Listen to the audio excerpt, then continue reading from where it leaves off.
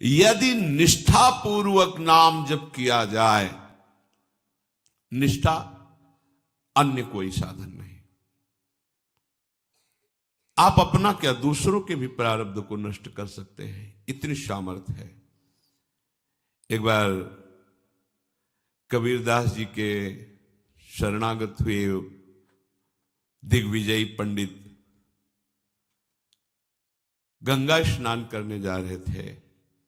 उन्होंने देखा बड़ी भीड़ लगी हुई है और शोरगुल हो रहा है, तो उस भीड़ में कौतूहल वश गए, क्या है, क्या हुआ? तो उनका कि आदमी आत्महत्या करने जा रहा था गंगा जी में, हम लोगों ने जबरदस्ती से रोक रखा है। वो कमर में पत्थर बांधे हुए बिल्कुल कगार पे खड़ा हुआ था, लोगों ने पकड़ रखा था। हुआ, भाई आप ऐसा क्यों कर रहे हैं? आत्महत्या सबसे निंदनीय महापाप है, इसको बहुत भोगना पड़ता है। आप ऐसा न समझिए कि शरीर छूट जाएगा तो आप सुखी हो जाएंगे, बहुत दुर्गति भोगनी पड़ेगी। क्यों आत्महत्या करना चाहते हो? तो उनका, मेरे शरीर में गलित कुष्ठ तुम्हें दिखाई नहीं दे रहा, इसकी दुर्गंध से मैं ही इतना पीड़ित हूं। दर्द तो है ही, पर इतनी दुर्गंध है कि बस मृत्यु ही मुझे अच्छी लग रही है। कोई औषधि काम नहीं कर रही, कोई मेरे से बात नहीं करता, कोई मेरे नजदीक नहीं आना चाहता। बोलो मैं ऐसी जिंदगी कैसे धारण करूं? मैं खुद उब गया हूं इस जीवन से, पूरा शरीर सड़ रहा है, इतनी भारी दुर्गंध है, कोई नजदीक नहीं आता, कोई मुझे प्यार नहीं करता, कोई मेरी सेवा नहीं करता, कोई मेरे से बात नहीं। अब कैसे मैं जीऊं? देख लो, कर्म का फल देख लो। आप आज स्वस्थ हैं तो आप भजन छोड़कर मनमानी आचरण कर रहे हैं। कल जब ऐसे कर्म फल की स्थिति आएगी जो आप कर्म किए हैं कि आपसे कोई बात भी नहीं करेगा, आपके पास भी नहीं कोई बैठेगा, आप खुद जीना नहीं चाहेंगे, वो कर्म आपको इतना दंड देगा। इसलिए सावधान रहो। अवश्य में वो भोक्तव्यम कृतम कर्म शुभाशुभम, जो आपके शुभ अशुभ कर्म है वो आपको भोगने पड़ेंगे यदि सावधान नहीं रहे। उन्होंने कहा कि तुम भगवान नाम की महिमा को जानते नहीं हो। यदि नाम महिमा जानते तो तुम आत्महत्या करने के लिए न जाते। छोड़ो पत्थर, मैं जो कह रहा हूं मेरी बात मानो। कमर से रस्सी से में जो पत्थर बांधा था छोड़ दिया।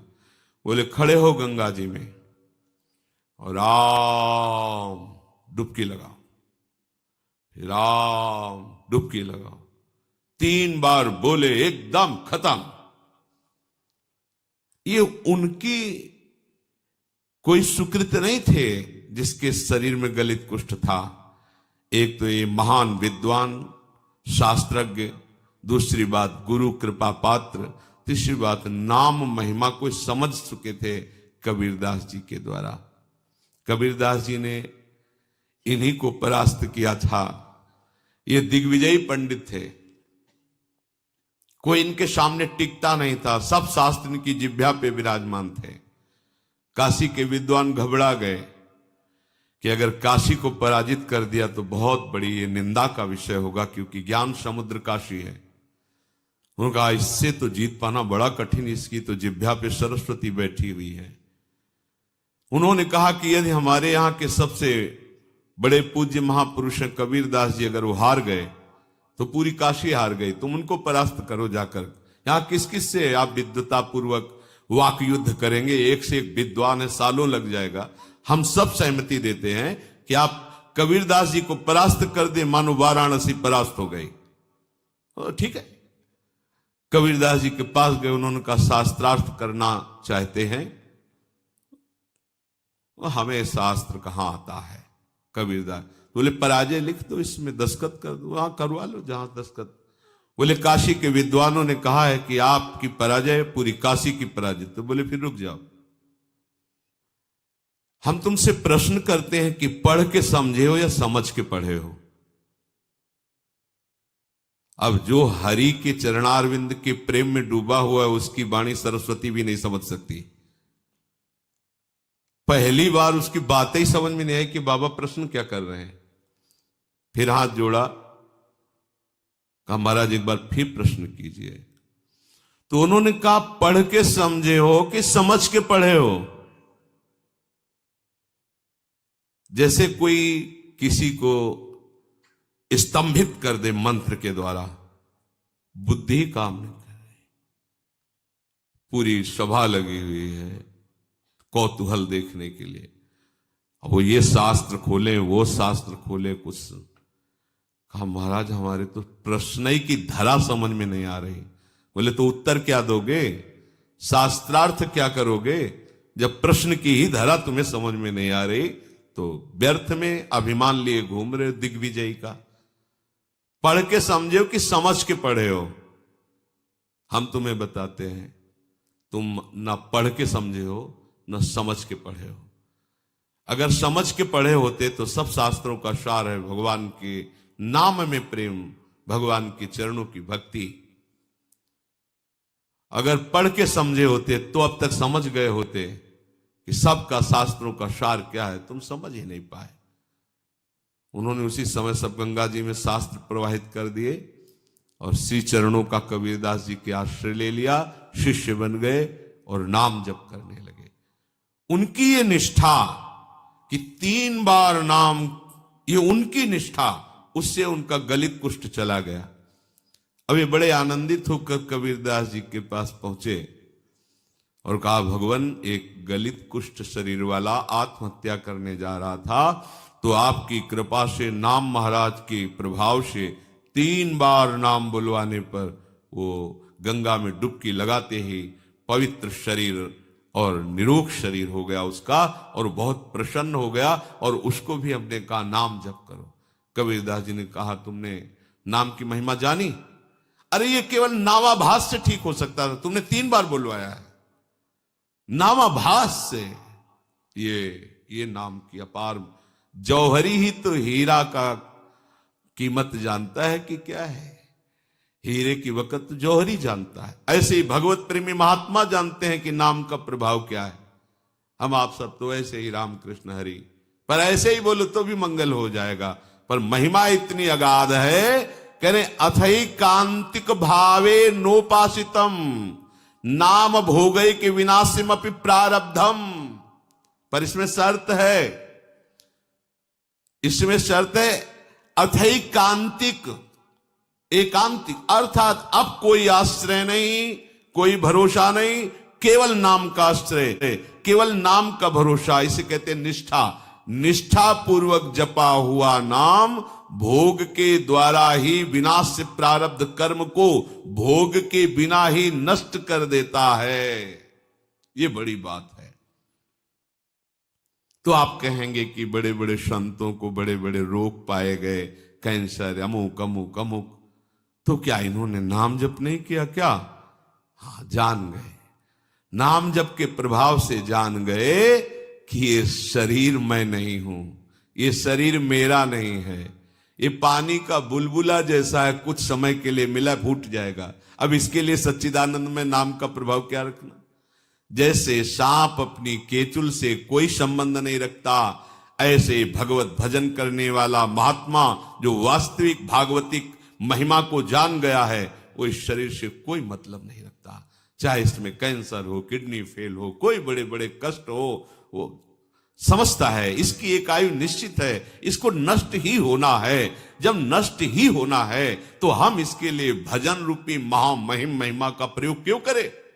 ये अविनाशी थोड़ी रहेगा, आज नहीं तो कल जाएगा। ये जब जाएगा ही तो इसके लिए हम अपने भजन को क्यों खर्चा करें? इसीलिए उन महापुरुषों ने अपने भजन का प्रयोग शरीर को स्वस्थ रखने में नहीं किया, नहीं तो इतनी सामर्थ्य है नाम में कि वो सब रोगों को नष्ट कर सकता है। आश्चर्य में ये देखा है। वो रोज सुबह आ जाता था, गले में कैंसर था, गांव का आदमी था, सरकार बहुत पीड़ा है, पैसा नहीं है, डॉक्टर कहते हैं लाखों रुपया लगेगा ऑपरेशन इसमें। वो तभी आता है, वो उनका समय था, बम्बुल की दतून करते थे, घंटों ऐसे भाव में डूबे। ऐसे चेतना एक दिन थूक दिया, रोज परेशान कर, चल भाग, खत्म कैंसर। और जब उन्हीं के शरीर में प्रारब्ध भोग आया तो उन्होंने कष्ट को सहा, कभी अपने प्रारब्ध को नष्ट। आश्चर्य में बड़े बड़े रोगों को उनकी कृपा से नष्ट होते देखा, पर उनके शरीर में जब रोग आए कभी नहीं। ऐसे ही सांसारिक पुरुष जैसी उन्होंने दवाएं ली और जैसी शल्य क्रिया सांसारिक पुरुषों के शरीरों में होती वैसे करवाई, कभी कोई अपने भजन का प्रयोग नहीं किया। ये महापुरुष, कोई समझ नहीं सकता इन महापुरुषों की बात को। दूसरों के कष्टों को लेकर सह करके शरीर में उनको नष्ट नहीं किया, भजन के प्रताप से नष्ट नहीं किया, उनको अपने में ले लिया, जा तो आगे अपना मार्ग देख। और उनके शरीर का राग है नहीं, इसलिए उसे सहते रहते हैं। चाहे जितने बड़े महापुरुष आप दृष्टि डाल के देखो, भयानक भयानक कष्टों को मुस्कुराते हुए सह गए। यद्यपि नाम में ऐसी सामर्थ्य है, ये प्रारब्ध भोग कोई बड़े से बड़ा ब्रह्मज्ञानी भी नहीं मिटा सकता, केवल नाम में सामर्थ्य है। बोले यद ब्रह्म साक्षात कृत निष्ठयापि विनाश मायाति बिना न भोगई अपैति नाम स्फुरणेन तत्ते प्रारब्ध कर्मेति विरौति वेदः। आहा, प्रारब्ध कर्म जो भोग के बिना ब्रह्मनिष्ठ तैल धारावत ब्रह्माकार जिनकी वृत्ति है, वो भी नष्ट नहीं किए, नष्ट नहीं कर पाए। पर हे नाम भगवान, आपकी महिमा ऐसी है कि प्रारब्ध कर्म आप जिसकी जिह्वा पर स्फुरित हो गए उसको परास्त नहीं कर पाया। ये बात, खास बात समझो। रोग मिट जाना खास बात नहीं है, नाम के प्रभाव से रोग होते हुए भी रोग का प्रभाव न होना ये खास बात है। नहीं पता चले कि अमुक रोग हो गया तो आपका मन उसी में लग जाएगा, निराश हो जाएगा, चेहरा छिन्न खिन्न होने लगेगा, अरे अब तो ऐसा नहीं। जब जाना है तब जाएगा, जब तक है इस शरीर में खूब आनंद पूर्वक नाम कीर्तन भगवत चिंतन, बिल्कुल प्रतिपल नया ऐसा उल्लास किस प्रकृति जन्य किसी पद प्रतिष्ठा की प्राप्ति पे वो उल्लास होता ही नहीं जो भक्त के हृदय में होता है। आप समझिए, ये नाम भगवान ऐसा आनंद उत्पन्न करते हैं, ऐसा उत्साह उत्पन्न करते हैं, जैसे किसी का ब्याह होना हो, फिर देखो ना पुल का घूमता है, पर वो तो प्रकृति जन्य कुछ क्षण के लिए हर्ष है, फिर शोक में बदल जाएगा। ऐसे अनंत गुना बड़ा आनंद, बड़ी पुलकन उस उपासक के हृदय में होती है जिसे अपने प्रीतम के मिलन की चाह पैदा कर दी है नाम ने। एक शरीर क्या, अगर करोड़ों प्राण करोड़ों शरीर हो तो अपने प्यारे पर न्यौछावर कर दे। ये प्रेम नाम प्रदान करता है। जिह्वा पर नाम स्फुरण होने मात्र से प्रारब्ध क्षीण हो जाता है। इस बात को बड़े बड़े महापुरुषों ने वेद में उच्च स्वर से कहा गया है। ब्रह्म विद्या के साक्षात्कार से संचित कर्मों का नाश हो जाता है और क्रियमाण कर्मों का नाश हो जाता है, किंतु प्रारब्ध कर्म को बिना भोगे वो ज्ञानी भी नहीं बच सकते, शरीर में भोगना पड़ता है। पर यदि भक्त चाहे जो नाम जप करता है वो बिना भोगे प्रारब्ध को नष्ट कर सकता है। जितना चाहे उतना भोगे, जितना चाहे, ना चाहे तो बिल्कुल नहीं।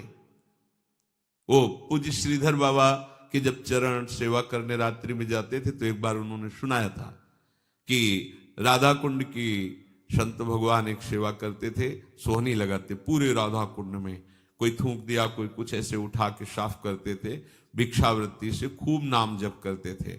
एक दिन उनके सामने एक काला आदमी आया जो दुर्गंध युक्त था। बाबा भजन में बैठे थे, राधा कुंड का दर्शन करते हुए भजन कर, क्या बात है, क्यों खड़ा है? तो उनका, आप हमसे बोले तो हमारी बोलने की हिम्मत पड़ी, मैं आपका बुरा प्रारब्ध हूं कई जन्मों का हूं, तो क्या चाहते हो? ये हमसे आपसे नहीं पूछा जाएगा, ये उन भजनानंदियों की बात है जिनका जीवन परम धन से युक्त हो चुका है, जो भजन के महाधनी हैं, जो पवित्र हृदय वाले पूर्ण भगवत चरणारविंद के आश्रित जन हैं। प्रारब्ध निका में 12 वर्ष का गलित कुष्ठ हूं, आपके शरीर पर आना चाहता हूं, आप आदेश कीजिए। बाबा ने कहा हमारे पास 12 वर्ष नहीं कि हम तुम्हें लेके बैठे, रोज हमें राधा कुंड की सेवा करनी है और हमारी एक नियम निष्ठा है, ऐसा नहीं हो पाएगा। दूसरे दिन फिर आया और उन्होंने कहा कि दिन रात्रि जोड़ करके 6 वर्ष में हम भुगता देंगे, आप स्वीकार करो। 6 वर्ष बहुत होते हैं, हमारे पास समय नहीं।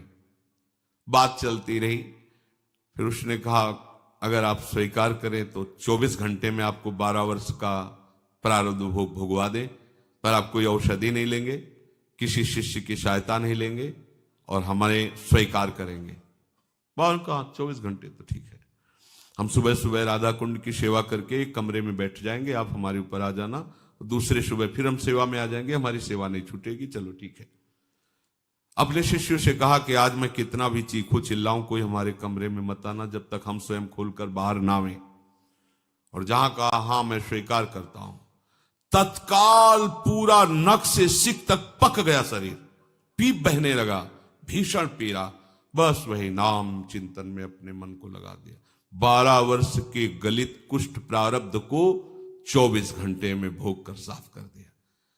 अगर वो नाक कह देते तो हिम्मत नहीं थी कि प्रारब्ध उनके शरीर में आ जाता। ये देखो नाम बल, नाम में बड़ी।